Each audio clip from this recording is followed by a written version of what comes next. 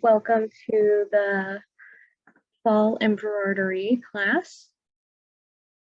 You'll want to make sure you've got some scissors to use. If you have a needle threader, that could also be helpful. Though you should be able to thread these needles since they do have a lot bigger eyes than other needles. The first thing we're going to work on is actually, I'm going to switch it up from my in-person classes. We're going to start with our Algerian eyelet stitch, which is the easiest stitch there is.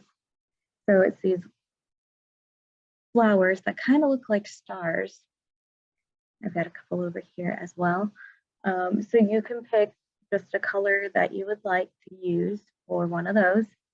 And you don't really need a lot of thread for one of these. So just pick like a manageable amount, and you can cut it maybe length of a forearm. I know for my backstitch, I had people doing like an arm's length for that.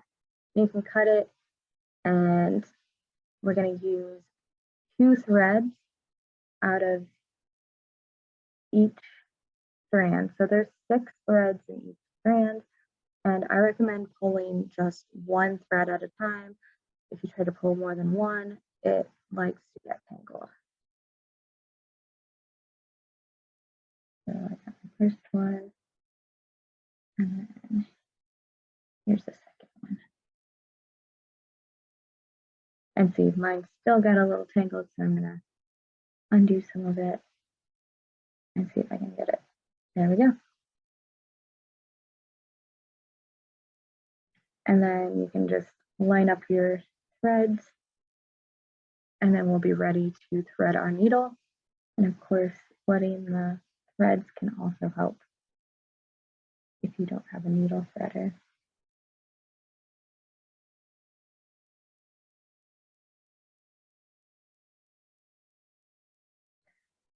So you'll want to just thread on and leave like your tail here. You're not going to double thread it, it's going to be a single thread here. You could either tie a knot at the end, or you can work over your stitch to hold it in place. And by that I mean, I'm just going to pick where I'm going to put my star flower. I'm going to go up through the fabric, and then when I flipped it over, I'm going to leave a little bit of space here so it doesn't pull all the way through, and then I'm going to hold it down with my fingers. And then we're going to make our first stitch of the Algerian eyelet. And these can be done in a variety of ways. So like here I did shorter stitches and longer stitches to kind of make a different shape here. And then here I did more spokes to it, and this one I did less spokes. So you can do Algerian eyelets in many different ways. And so I'm just going to make a stitch down into the fabric here.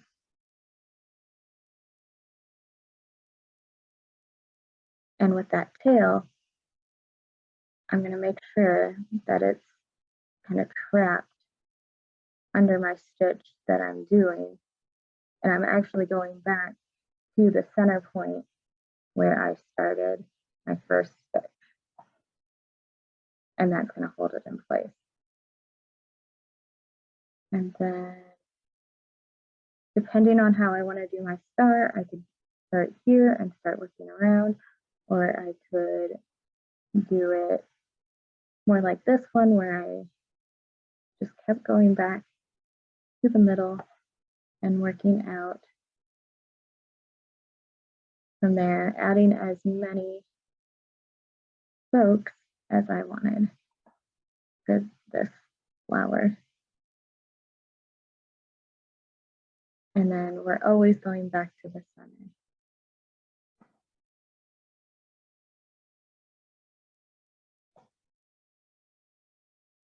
Now, as you're working, if you're working fabric gets loose on you, you can always tighten your hoop, and then you can also pull the fabric around the edges to retighten it so that you have a good surface to work on.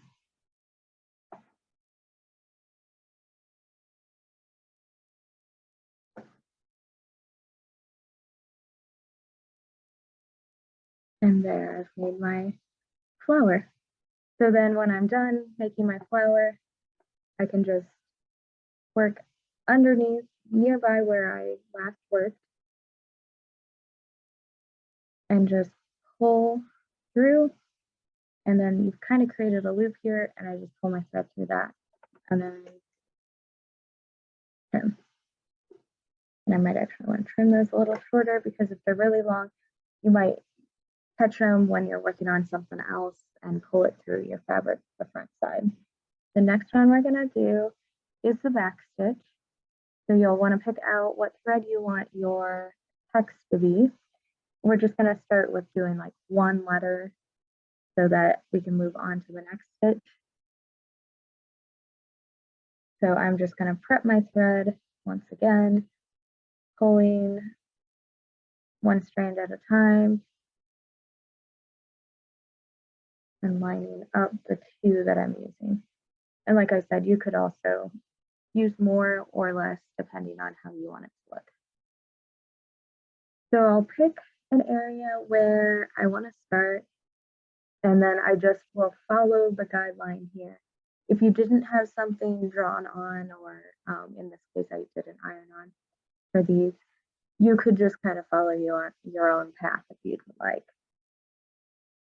And so I'm just going to start at the bottom of my letters here. And then, like before, I could either tie a knot, or I can work over my tail here and hold it in place then. And we're just going to make one stitch forward, like so. And I've gone down back into the fabric, and that's our first stitch. And here I'm going to make sure I'm working over this tail, and I go back down through the fabric. Now where I'm coming up out of the fabric is followed down that line of our pattern. And then what I do for my second stitch is work back to the first stitch that I had. And I'm going to bring this up a little closer, focus in on it so you can see it up close. So then after that, I'm going to go right here. We're basically making a solid line with our stitches. And then I'll go there. And I'm going to try to make my stitches about the same length each time. But if you've got an area where the end of it is close by, you could make it shorter or longer just to finish out that letter. And then, like before, I'm working back to the previous stitch. So you basically alternate between working forward and working backward. And here, with making my letter, I'm kind of all the way over here. So I'm actually going to pick back up on this line here. You can, if like you're working on your letter and you end here and you're ready to go on some more of it, you can pick it up here. You don't have to finish off and start up again. You can work to the next area as long as it's like not too far away. So like if I wanted to finish here, I might want to finish off here if I was going to do this and like back stitch. This one's actually split stitch, which we will talk about really soon.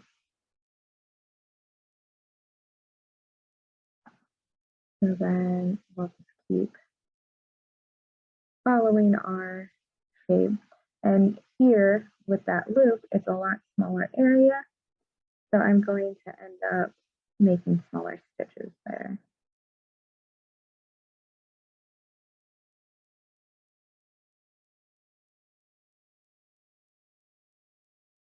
And see, I went over too far.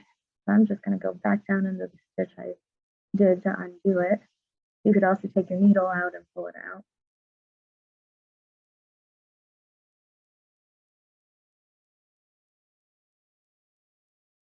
So there, I've finished my first letter.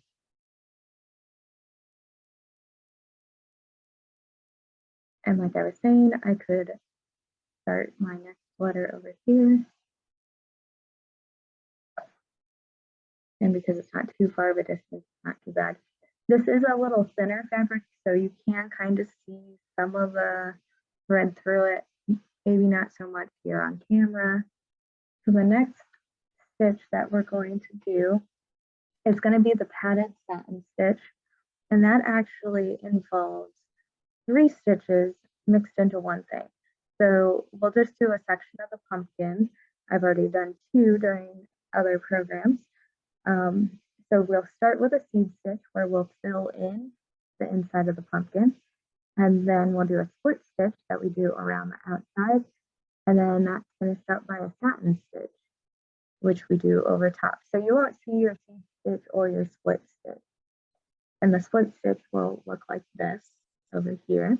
You can use what you've learned on this one to then do this one. And then your satin stitch will be also done on these leaves here, which you won't have to put all the extra stuff under them. That one's going to be a flat satin stitch. The difference between the padded and the flat, as you can kind of see over here, this has a little bit more shape to it because of all this stuff underneath it. And then this one is the flat one. So it doesn't have as much padding underneath it because you didn't put anything under there. So I'm going to prick my next color for the pumpkin, which is going to be an orange. And if your threads get tangled on you, it can help to kind of use your needle to kind of pull them apart.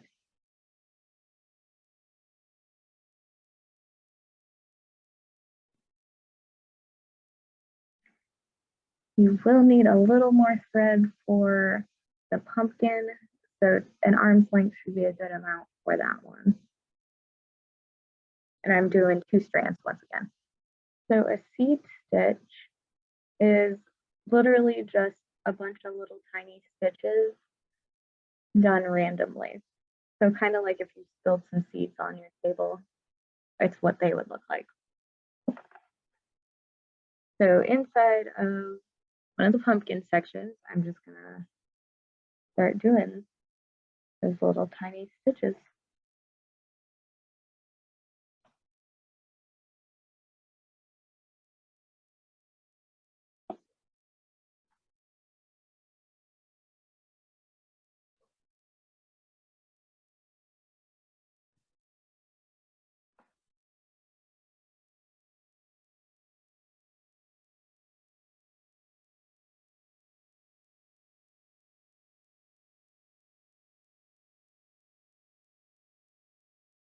And I can put as many as I want in there.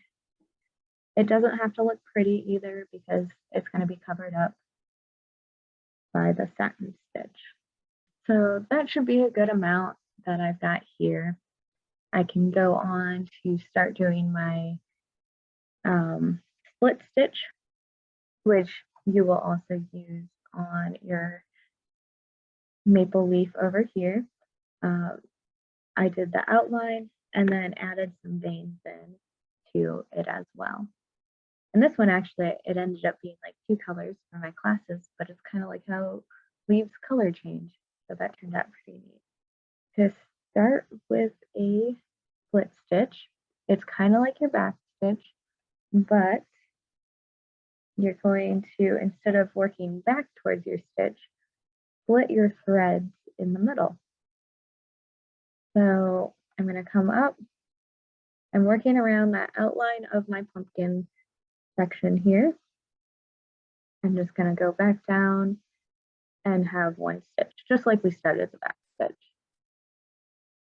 And then I'm going to find somewhere about the middle of that thread. If I'm doing longer ones, it could be just closer to the beginning.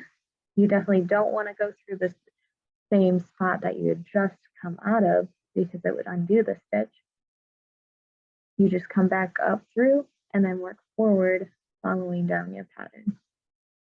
And you keep repeating that until you get your full outline.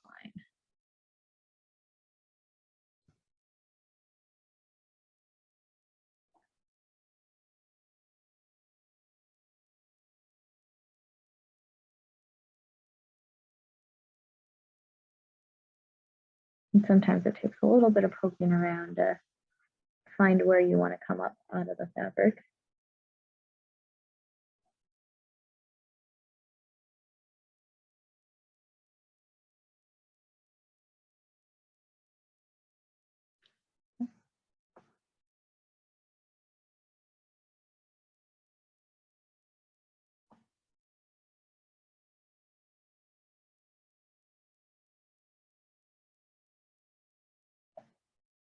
Oh, and see there, I came up through the same hole I had just went through, and it undid this stitch.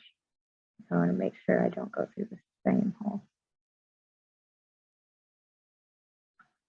And on your papers that were given out with your kits, they do have some images of the different stitches so that you could visualize them that way as well.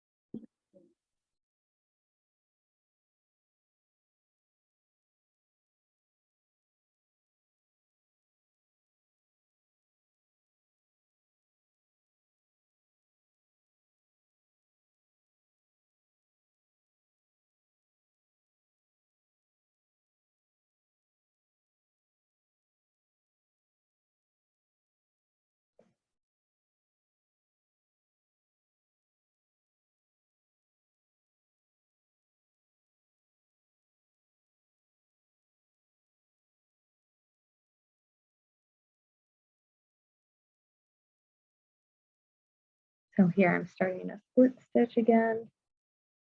I'm just going to do one regular stitch forward,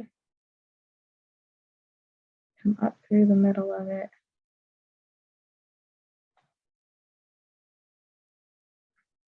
go forward, and then keep repeating.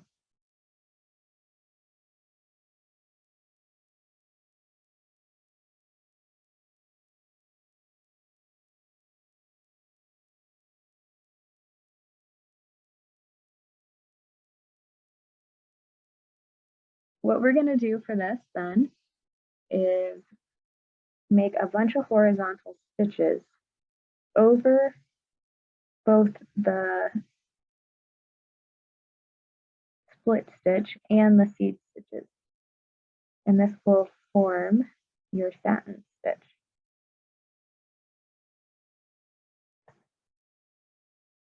And you're not really going to start to see it too much until I've done a couple rows of it.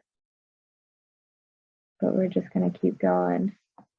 Either you can choose right to left or left to right, and each time it's up on that same side and down on the same side that you went down.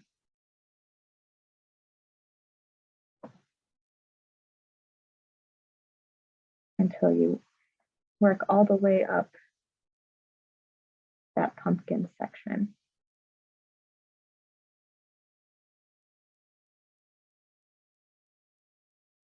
And if you ever get like an area where you didn't quite get it filled in, you can go back a little bit and fill it in as well.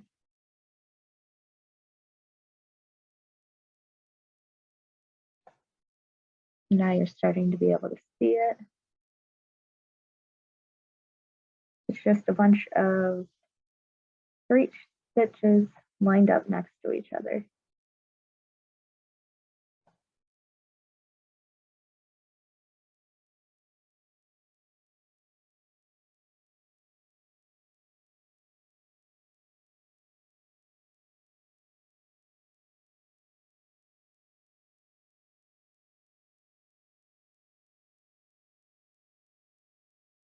And you might have to get more thread and continue working because I'm getting close to running out of thread for my section. And you want to make sure you have enough thread to tie off with as well.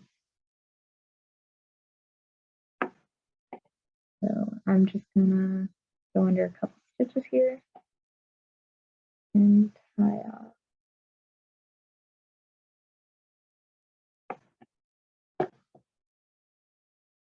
And then, like I mentioned before, you just repeat this portion of the stitches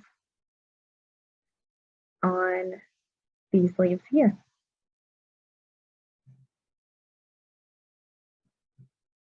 And I did have some people in my classes before kind of do their own thing, so feel free to do that as well. You can add things to the project, or like some kind of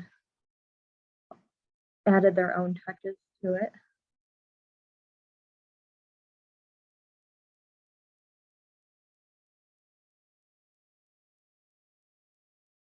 And then the next stitch we're going to start thinking about is our stem stitch. And this is going to be the top of your pumpkin. Like here, you could either pick like a green or a brown. And then that stem stitch can also be used on your wheat ear here. You could also, if you wanted to do backstitch, you could do that as well for the end of the wheat. While you're working on your pumpkin section, I'll just kind of show satin stitch by itself.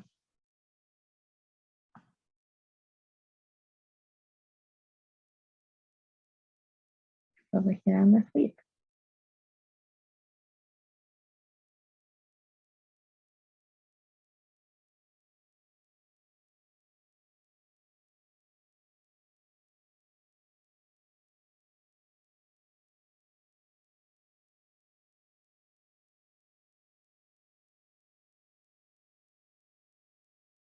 So the stem stitch is going to be a lot like our back stitch and split stitch. The only difference with this one is you're going to be like working sideways. So I'm going to figure out where I want to put my stem and start there on my pumpkin. Get my thread going, and then just put down my first stitch just like we would for the back stitch or any of the other ones. And then my second one is going to be done like right next to my stitch. So I'm going to bring this up here, focus in on it up close. So you see it's like right there up against it. And I didn't get it quite close enough. Let me try that again.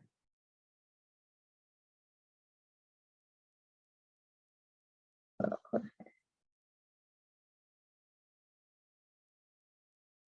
And I'm just gonna kind of at a slant work my way up, making this stem.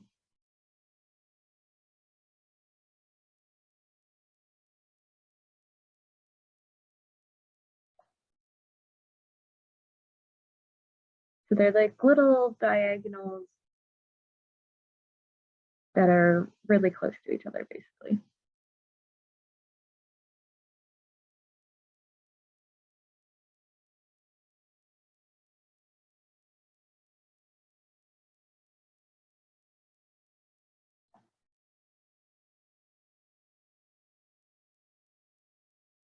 And you can make your stem a little shorter, or you can make it a little longer if you'd like. You could also have it curved more than I had it curved, or you could curve it the other direction as well. And then when I'm done, just tie off. And as you're finishing your stem stitch, I'll bring up what our next stitch is going to be, and that's going to be the wheat ear. So you can kind of think about what color you want your wheat stalk to be. You're going to be starting this one wherever you want like the top of your wheat ear to be. So we're working from this point down. If you did want to, you could kind of draw a line, just shape like where you want it. but freehand works pretty well for this as well. I also think this might be the hardest stitch we have on all of these, but maybe that's just because it's got the most parts to it. So I'm going to start my next one like right here. In my picture of like the sampler, I only have one, but I'm putting two here because I just already had that one from another class. And I actually tied a knot in it this time so that I didn't have to try to do that catching the back of it because it might be a little harder with this one. So you'll start off with basically just slanting down, and there is an image of this one as well on your paper, so it might help kind of look at that one to follow along. But what I'm going to do is basically make a V. So I've made my first one, and in the picture it says A and B, and then this one is C. That we've got our V shape that we've created.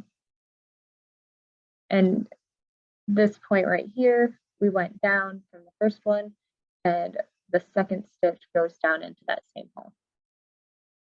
Then, whichever direction you want your wheat ear to kind of go in, you're gonna find a spot in the fabric to come up out of that.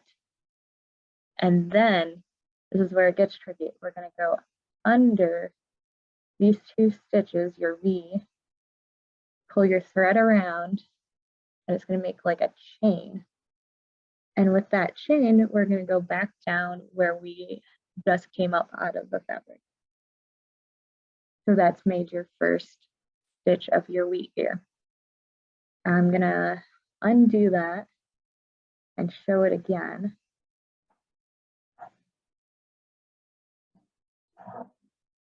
Up closer. I'm going to leave my thread coming up out of the fabric where I'm starting.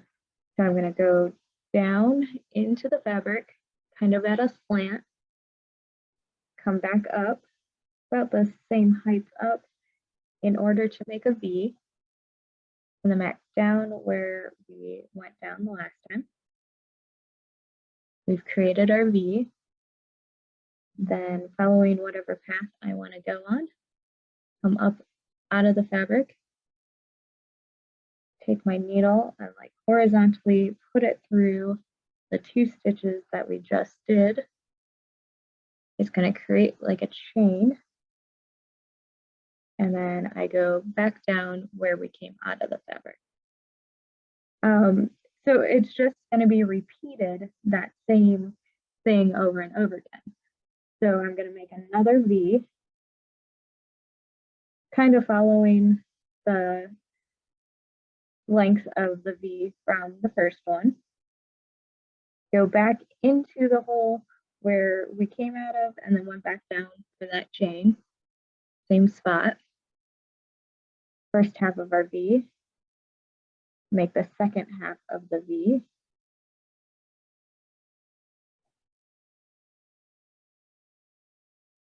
Go back down. So everything's out of that same spot. And then we're gonna continue on forward down our fabric.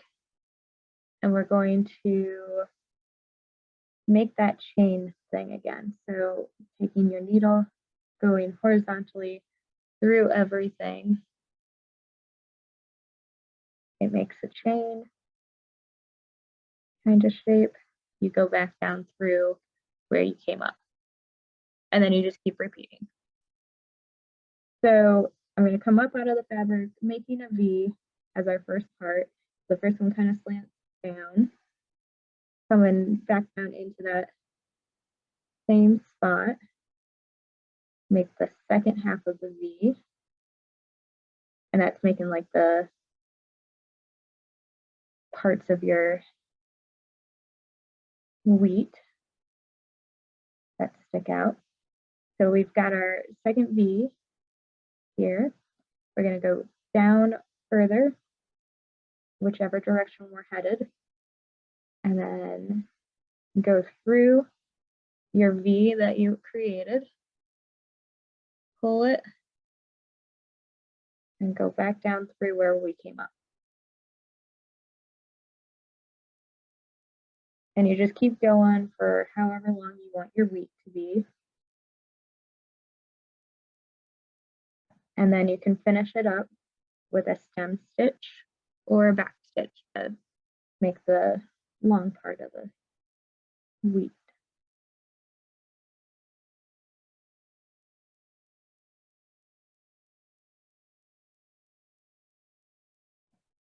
And you could either stop at the point with the V's before going into your stem or back stitch, or you could stop at the point of like the bottom of the chain, whichever look you're kind of going for. So like here, I'm stopping halfway through a stitch with the V's and then just doing a back stitch. That way you can see what it looks like with the two different endings. So that one in yellow was done as a stem stitch. And this one's going to be a back stitch.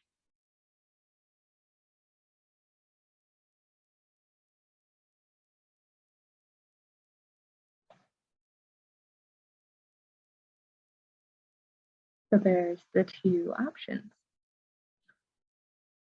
You can start to think about what color you want to do your leaf stitch.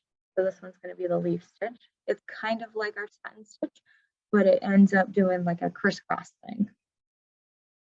So you can pick either one of your leaves. These will be done the same way. You'll start at, there's a little bit of line that comes down out of your leaf pattern that you have here. You'll start either side, it doesn't really matter.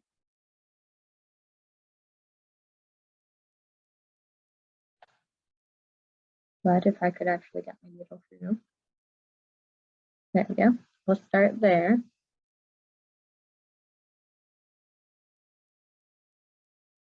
And those lines will just kind of help guide you to do this leaf stitch. And then you're going to go the opposite side of the leaf, somewhere along that curve of the outside.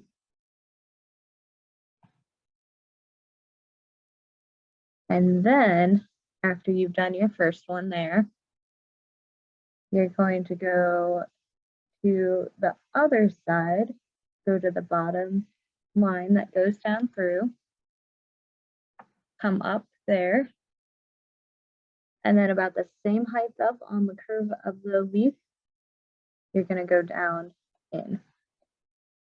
So here you've made like a cross. And I didn't quite get mine even, but that'll be okay. And then I'm just going to go following this line that we have here, go a little bit up from that one. And then following this line, go back down into the fabric a little further up from the first one. And then I'm just going to repeat on the other side, following this line, going up a little bit, and following this line, going up a little bit. And you repeat that all the way up.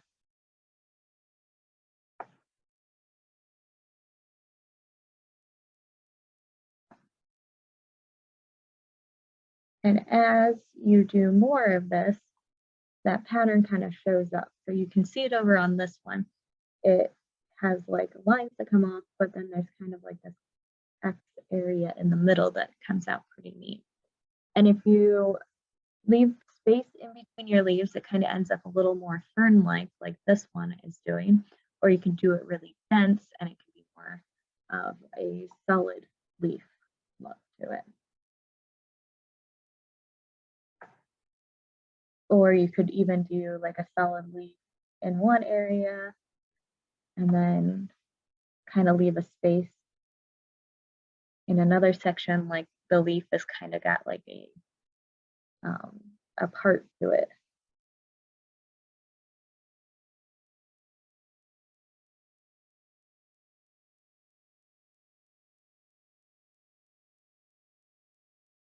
And then as you get into the leaf, you're going to be kind of working over stitches that you've already done.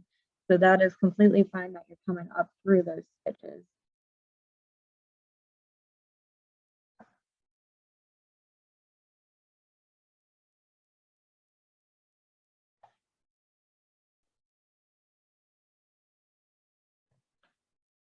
Let's see here, I'm following that line, but I'm also in the stitches that we've previously done. And then going back over here. And like here, I'm going to show like what I was talking about with like leaving a gap. So like leaving a gap is like maybe I kind of don't do that much of it. But then on the other side, I'm going to just keep working up like we were.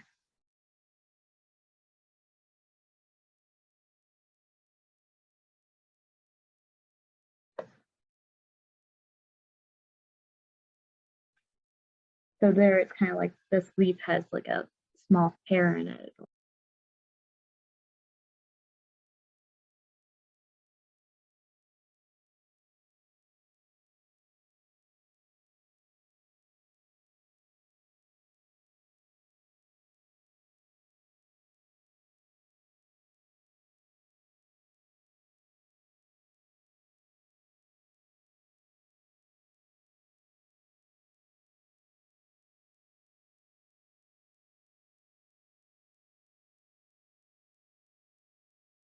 Now I ran out of thread, so I'm just going to tie this off. And then the next thing we're going to work on is the lazy daisy stitch. And that one you will want a full strand of a color. We'll probably use quite a bit to do it too. So an arm's length or maybe even a little longer would be good. You don't want to get it too long because sometimes it's just too much thread and you get it tangled as you're trying to work. And you may need a little bit of help getting your thread through there. Things you can do to help it thread through. You can trim the end so that everything's like the same length. It does help to kind of cut it at a 45-degree angle as well. I got it untaped. So I'm going to trim mine kind of at an angle there. You could also wet it. A needle threader might be helpful as well, like one of these. You can also kind of make a makeshift one by taking like a thin wire, either like out of a twisty tie or if you just have a wire from something. And you can pull it through with that.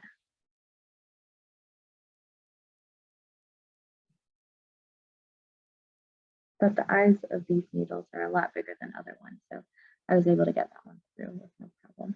So this one I've already kind of gotten started from previous classes, but what you'll do is you've got a circle and that'll be where you're working around from. And you've got your full strand of embroidery floss. Then you'll start somewhere on your circle. You'll come up out of it. And what you'll do, kind of figure out how you want your petal to lay and kind of leave as much thread as you want for that. And then go back down around that circle, not the same hole that we came out of, but close to it, and then go back in. Now at this point, you don't want to pull too hard because you're just going to pull your petal back down. And we're going to pop up here, up at the top of the petal, and then make a small stitch to tack it down. Now, when you're pulling up here, you don't want to pull tight either because it'll make it narrow like this. Unless you want a flower with narrow petals. I did have someone do that, and they kind of did like a sunflower for theirs. So then there it is, and I have another petal. So then to do the next one, I'm just gonna start from around that circle, kind of plan out how I want my petal to be, go back down around that flower center, go through, maybe shorten it a little bit because it was in my leaf right there, come up at the top of the petal, don't pull too hard, and tack it down. So I could add more petals. I could also have less petals. And I can also move around the petals that you already have to kind of fluff them out a bit.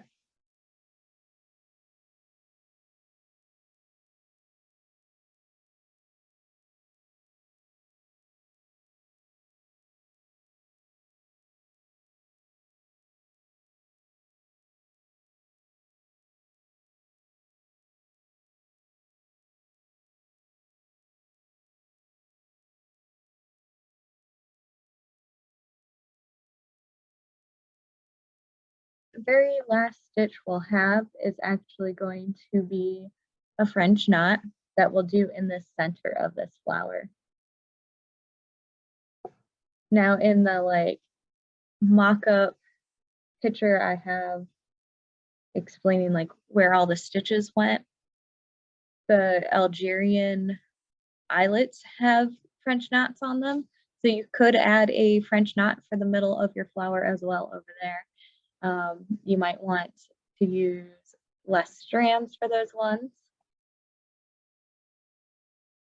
or less wraps around. And I'll talk about that when we do our French knot. If not, I'm gonna tie off and then get my thread for the French knot together. I'm gonna look for a contrasting color because that way it'll be a little easier for you guys to see, but you could do whatever you want to do in the center. Somebody did their flower yellow, so then they did brown in the middle, or you could do an orange or yellow. You won't need a ton of thread for this one either. It doesn't take that much. So I did a little bit bigger than my hoop. Also, a couple things just in general. If your iron-on that gave you your pattern is a little flaky, what you can do when you're done with your project is just kind of run an iron over it and flatten it out. I didn't want to lose the text in the images for you guys. That's why mine's so pale. I actually went over with a pen to make it easier for me to see on camera. And then what you can do with it after you're done, you could either frame it, you could also cut off the excess fabric and just glue it into your hoop and keep that hoop as you frame. But you could also keep the hoop and use that for future embroidery projects as well. And to remove it, you've got this little twist thing up top here and it should just pop out.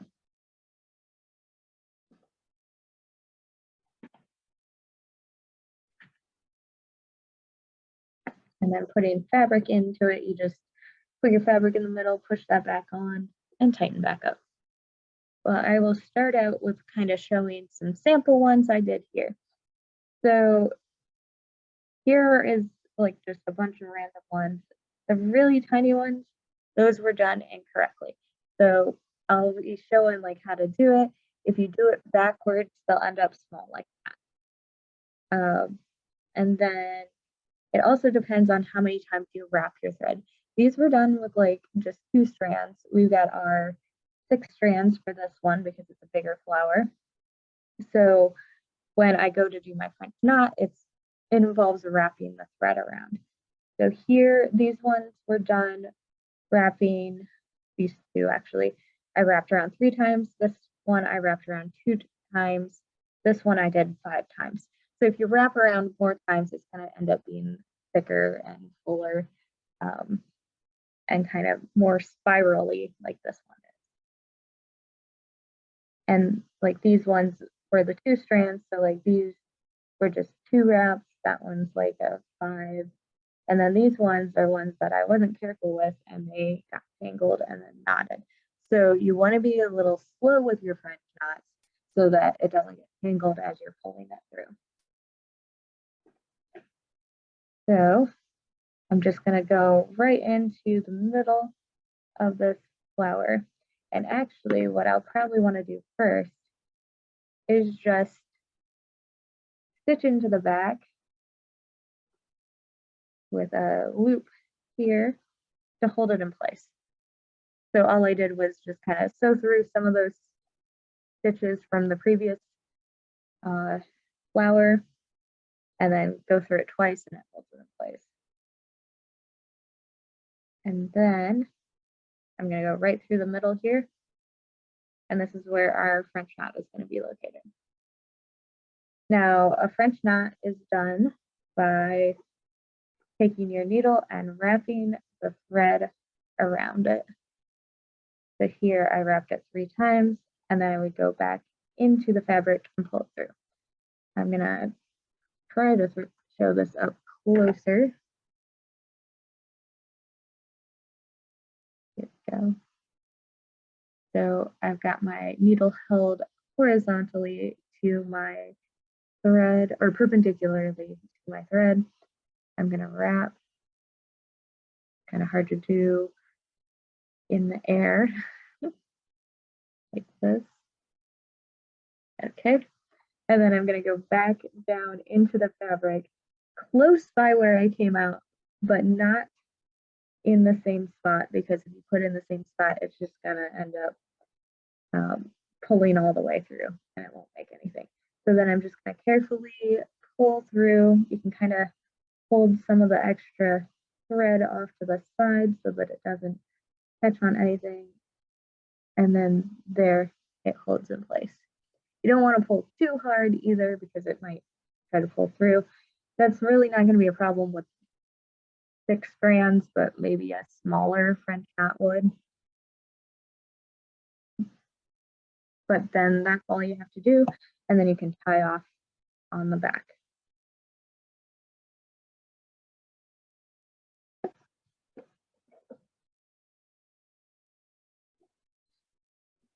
So I'm just going to go over here to show it a couple more times up through my fabric.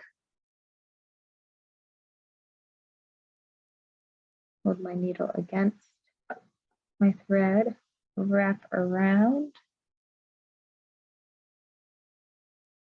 go back into the fabric, but not the same hole that we were just in, and slowly pull.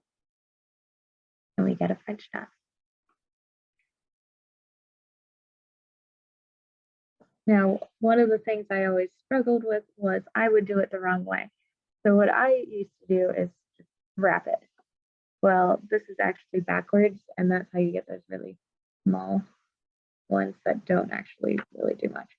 So it's essentially a seed stitch at that point because it really doesn't do much of a knot at all. So always make sure to wrap with the thread that's above the needle that you're holding. You don't want to wrap with the thread that's below your needle. It's above the needle. Back into the fabric and pull slowly.